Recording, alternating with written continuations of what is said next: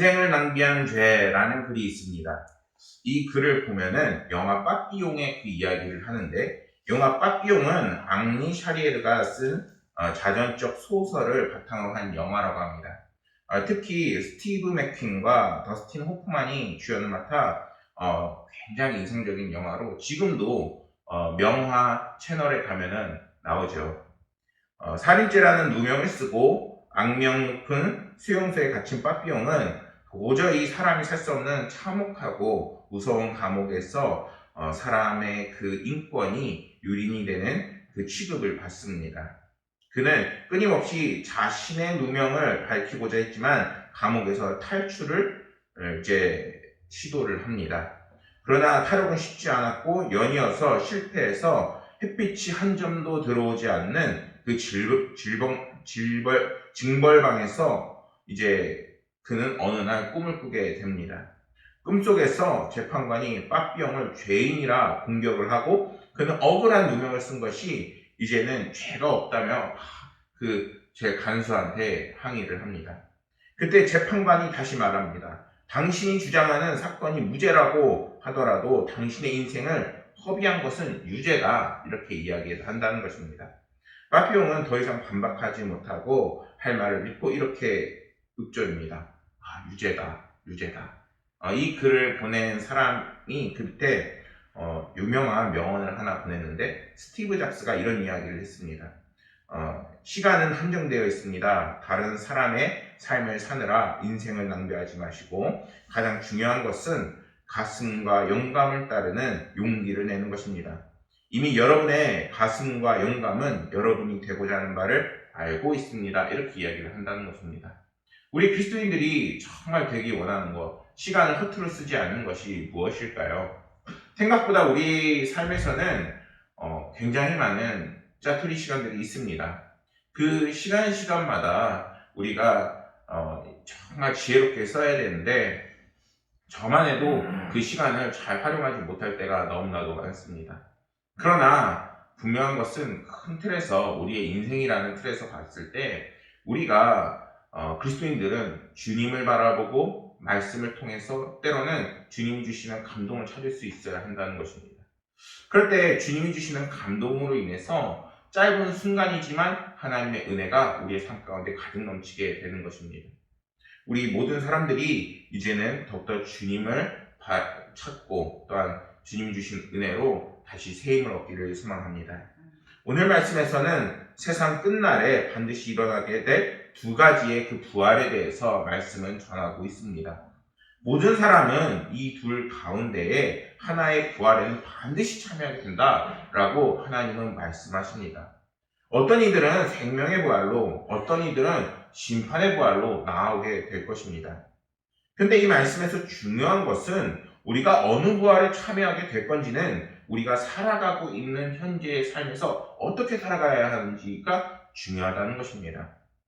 예수님께서 말씀하신 생명의 부활이란 이제는 영원한 생명을 얻는 것을 의미합니다. 그리고 이것은 선한 일을 행한 사람들에게 주어지는 상급이라 성경은 말씀하고 있는데, 그런데 이 선한 일을 한다는 것은 단순히 우리가 선행을 베풀고 그리고 뭔가 착한 일을 하고 이런 것에 국한되어 있는 것이 아닙니다. 물론 그리스도인들이라면 선한 일을 해야 하고 착한 일을 해야 하지만 그 밑바닥에는 믿음과 신앙이 있어야 하는 것입니다. 무엇에 대한 믿음일까요? 바로 예수 그리스도가 나를 구원하셨다 하는 그 믿음으로 인해 받는 그 구원의 은혜가 우리 삶 가운데 그 밑바닥에 깔려 있으면서 하나님이 주시는 그 말씀과 예수 그리스도를 따라 나가는 삶이 돼야 한다는 것입니다. 로마서 3장 23절에서는 우리가 어떤 존재인지를 분명하게 말씀합니다. 모든 사람이 죄를 범하였음에 하나님의 영광이 이르지 못하더니. 우리의 삶이 끊임없이 죄를 만들어내고 우리는 죄인의 삶을 살 수밖에 없다는 것입니다. 우리가 주님을 따라 나가지 않고 주님을 붙잡지 않는 삶을 산다면 우리는 끊임없이 죄에 이끌리는 삶을 살게 되는 것입니다. 사람은 그렇기 때문에 누구든지 자신의 힘으로는 선해진다거나 착한 일을 한다고 해서 의롭게 될 수는 없는 것입니다. 하나님께서 인정하시는 선행이란 이제는 예수 그리스도를 통해 우리의 삶에 들어오는 하나님께서 기뻐하시는 일이라는 것입니다. 그렇게 생명의 부활이란 오직 예수 그리스도를 믿는 사람들에게만 약속된 축복이 되는 것입니다. 하나님께서 인정하시고 우리의 기도와 마음과 행동에 응답하시는 그 선행의 기초는 이제는 우리 신앙의 그 밑바닥을 두고 있습니다. 그리고 오늘 말씀처럼 우리가 예수님의 사람이기에 하나님이 베푸시는 사랑과 덕과 축복을 나누는 선한 사업에 힘쓰는 그리스도인들이 되어야 합니다. 이것은 예수님께서 보여주시는 우리에게 그 생명의 부활 그리고 인생을 정말 잘 사는 그 길이라고도 할 수 있습니다. 투자가들은 투자를 할 때에 반드시 그 전망을 바라보고 그리고 투자를 합니다. 그런데 그와 마찬가지로 모든 사람에게 있어 그 삶을 나아가는 그 길에 정말 그 삶을 모두 던져야 될 만한 그 길은 바로 예수 그리스도에게 있다는 것입니다. 그분은 우리에게 분명하게 말씀하셨습니다. 내가 길이요 진리요 생명이니 나로 말미암지 않고는 아버지께로 나아올 자가 없느니라. 우리 어떤 사람들은 투자를 잘하는 반면에 어떤 이들은 그렇지 못하는 사람도 있습니다. 더 안타까운 상황은 전망이 밝지 못하고 망하게 되어 있는 일에 자신의 인생을 허비하는 사람들도 분명히 많이 있습니다. 그것은 예수님을 거부하는 사람들이요, 이제는 예수님 없이도 우리의 삶의 기쁨과 은혜가 또한 우리의 삶이 구원받을 수 있다라고 생각하는 사람들인 것입니다. 이러한 사람들이 보기에 주일마다 교회를 가고 신앙생활을 하는 것은 어떻게 보면 어리석어 보일 수도 있습니다.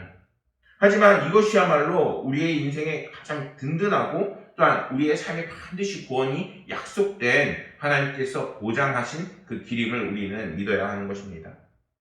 세상에서 하는 투자는 반드시 세상을 떠날 때 빈손으로 가게 하지만 이제는 예수님께서 이제는 자기에게 오는 사람들에게는 반드시 하늘 상급을 약속하십니다.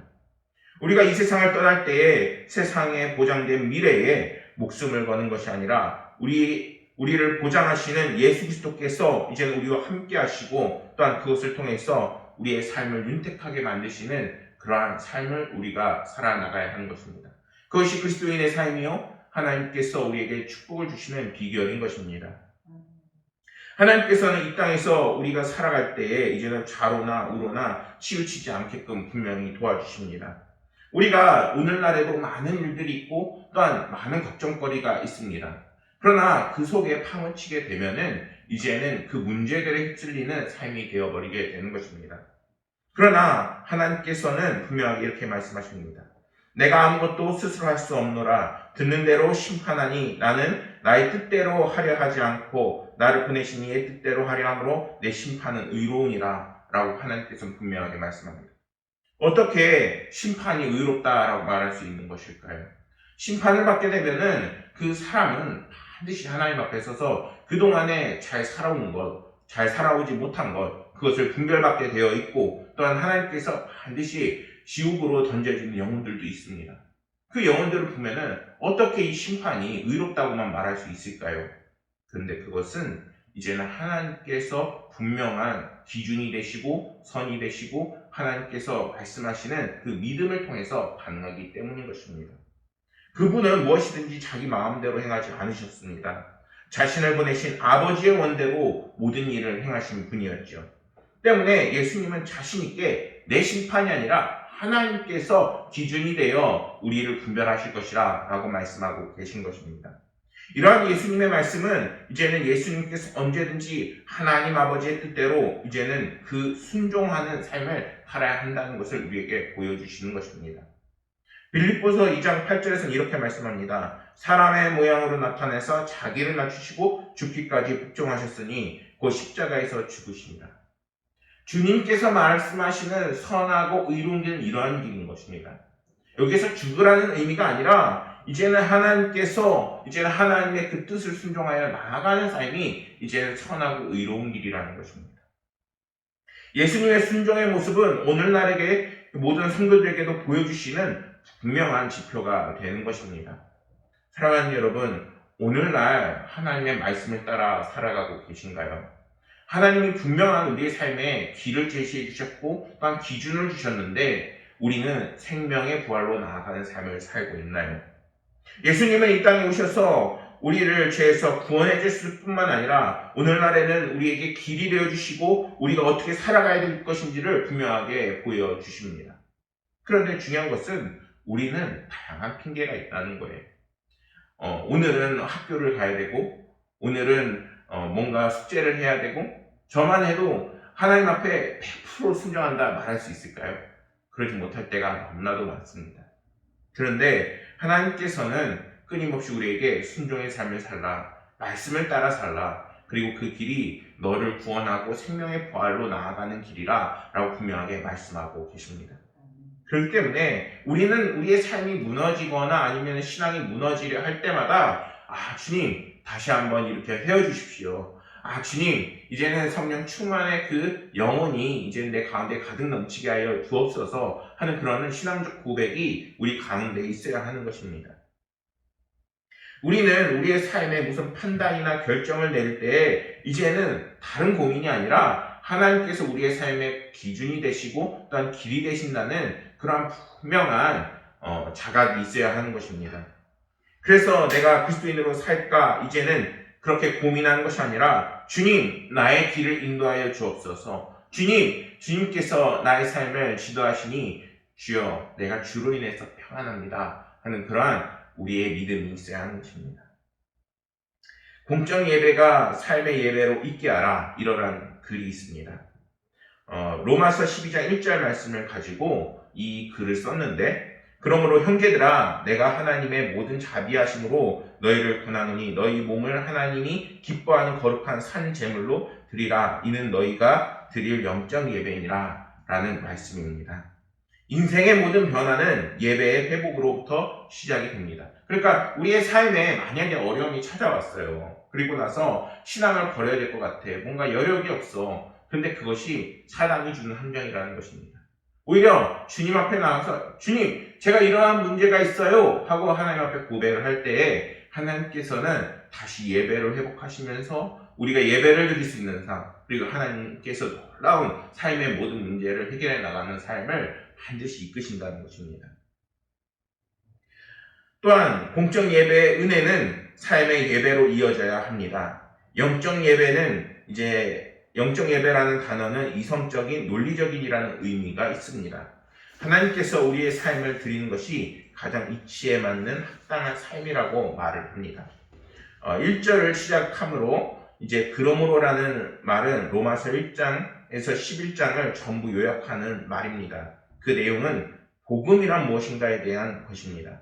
결국 우리가 예수께서 우리의 죄를 위해 죽으셨다는 복음의 내용을 바르게 알면 하나님께서 자신의 삶을 드리는 것이 가장 합당하고 이성적인 삶이라는 것을 알게 됩니다. 인생을 가장 합리적으로 사는 방법은 복음이 무엇인지 바르게 알고 그 복음의 간격을 따라 자신의 인생을 하나님께 드리는 삶의 예배자로 살아나가는 것입니다. 라고 글은 말하고 있습니다. 성경은 우리에게도 이렇게 이야기합니다. 나를 위하여 증언하시는 이가 따로 있으니 나를 위하여 증언하시는 그 증언이 참인 줄 아노라. 말씀에서 예수님께서는 자기를 위해 증언하시는 분에게 이제는 그분에 대해서 말씀합니다. 여기에서 증거하신 이는 바로 성부 하나님이십니다. 즉 성자 예수님을 이 세상에 보내신 성부 하나님께서 항상 성자 예수님을 위해 증거하신 분이 되셨다 말씀합니다. 구약에 보면은 그분은 이제는 자신이 보낸 그 종들을 위해서도 내가 이렇게 하겠다라고 분명하게 말씀하십니다.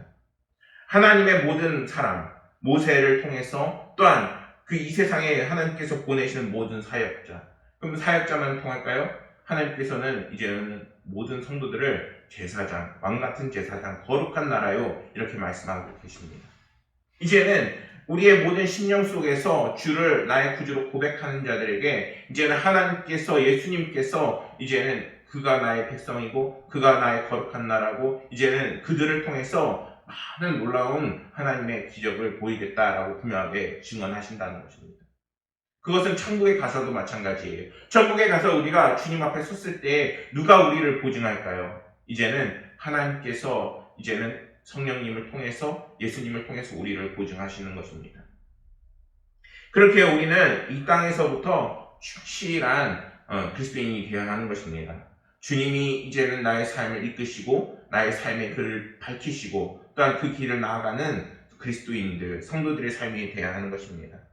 마가복음 16장 20절 말씀을 보면 이렇게 말씀합니다. 제자들이 나아가 두루 전파할세 주께서 함께 역사하사 그 따르는 표적으로 말씀을 확실히 증언하시니라. 하나님께서는 이제는 우리의 삶이 이제는 말씀 안에 머무르는 것이 아니라 말씀을 가지고 나아가서 증거하는 삶을 살라고 분명하게 말씀하십니다. 하나님께서는 우리에게 오셔서 거처를 우리와 함께 예비하신다고 말씀하시고 함께 하신다라고 분명하게 말씀하십니다. 성령님께서 강림하신 오순절 이후 기독교의 역사는 이 약속이 얼마나 크게 일어나는지를 보여주고 있는 것입니다. 우리나라만 해도 교회가 많이 있는데 거기에서 이제는 더욱더 신실한 성도들이 있고 그리고 그 성도들을 통해서 많은 놀라운 역사들이 우리에게 일어나고 있습니다. 사도행전 3장에서는 성전 미문에 앉아서 구걸하던 안진뱅이가 이제는 베드로와 그리고 나사렛 예수의 이름으로 이제는 걸어 움직이게 되고 40년 동안 한 번도 제구실을 하지 못했던 발과 발목이 힘을 얻어 그가 걷고 뛸 수 있게 되는 놀라운 말씀이 증거되고 있습니다. 하나님께서는 정말 불가능을 우리에게 가능한 그 길로 이제는 이끄십니다.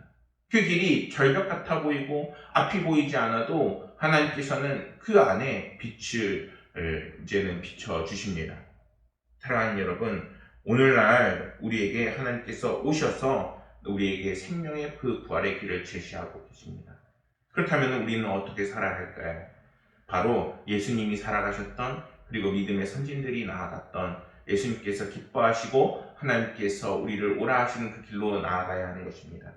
이제는 여러분들이 생명의 그 부활로 나아가는 그 길을 살아나가셔서 하나님께서 주시는 은혜와 기쁨과 성령 충만의 역사로 날마다 승리하시기를 간절히 소망하겠습니다. 기도하시겠습니다. 아버지 하나님, 우리는 모두 죄인이라서 하나님의 말씀을 따라 살아가지 못할 때가 너무나도 많습니다. 아버지 하나님이시여, 이제는 저희 악함과 또한 믿음 없음과 그리고 무지함을 주님 앞에 내려놓사오니 주여, 성도들의 또한 저희의 모든 영혼들이 이제는 주님을 보고 성령 충만하고 또한 하나님의 은혜로 나아가는 삶이 되게 하여 주시옵소서. 아버지 하나님께서 이제는 모든 순간에 함께 하시고 주님을 찾는 자들에게 더 큰 힘을 부어주시고 새 영과 새 능력을 부어주셔서 지금 가지고 있는 모든 문제를 해결하고 구원의 문제까지 아버지 하나님께서 책임지실 것을 믿으며 모든 말씀 우리 구주 예수 그리스도 이름으로 기도드렸습니다.